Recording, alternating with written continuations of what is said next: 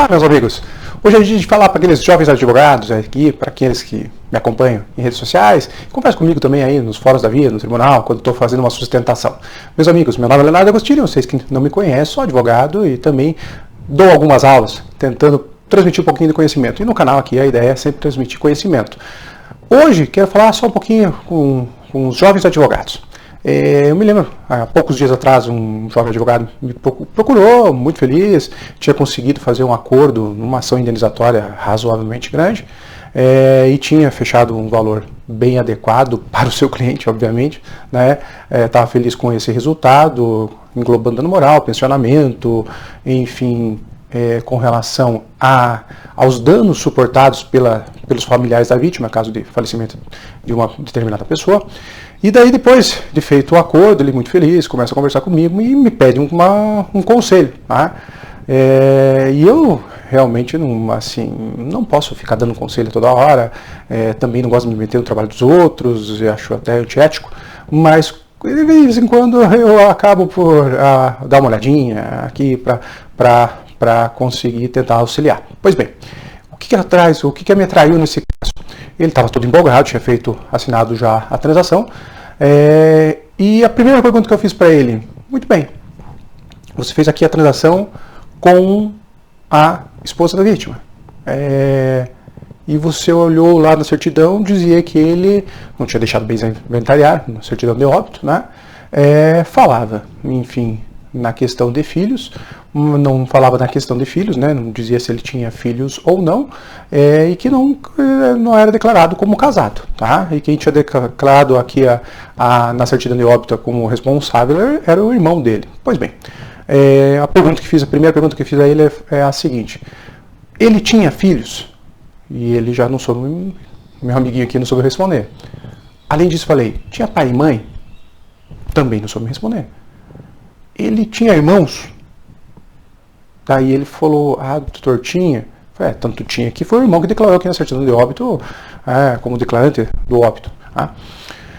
Enfim, com essas perguntas eu não quis alongar muito mais a conversa, mas já falei: olha, eu acho que você tinha que ter pelo menos se aconselhado com alguém mais velho sobre esse assunto. Por quê? Por que digo isso? Porque quando você faz a transação, você está transacionando com uma determinada pessoa. Mas podem existir vários outros envolvidos naquela relação. Então, outros ofendidos indiretamente. Então, no caso de uma morte, é natural que, às vezes, ou na maioria dos casos, se o indivíduo é casado, os ofendidos diretamente, que teriam direito a pleitear uma indenização, são ali a esposa, o marido, ou então, e os filhos. Esses são os ofendidos diretamente, aqueles autores clássicos da ação indenizatória. Agora, pode ser que existam outros autores que, eventualmente, para que o cliente desse advogado não seja demandado no futuro, ele venha, então, a abarcar, ou essas pessoas venham a também participar da transação. Porque senão você faz a transação com uma só parte e a outra já provoca o judiciário entrando com o ajuizamento de uma ação. E pior, utilizando o valor referência como um mínimo de base. Então isso é muito complicado. O que quero dizer com isso? Imagine só que você foi lá e é consultado com um advogado e de repente vai fazer uma transação com as vítimas de um evento danoso. Pense num erro médico. E daí é uma filha que está ajuizando essa ação indenizatória com o erro médico. E você, naquele momento, até acha que é saudável fazer a transação, porque, enfim, se é o hospital que está demandado, se é o médico que está sendo demandado, não quer sofrer aquela ação indenizatória, tem um seguro que pode eventualmente cobrir, e você vai lá e, então, resolve aconselhar o seu cliente a fazer a transação.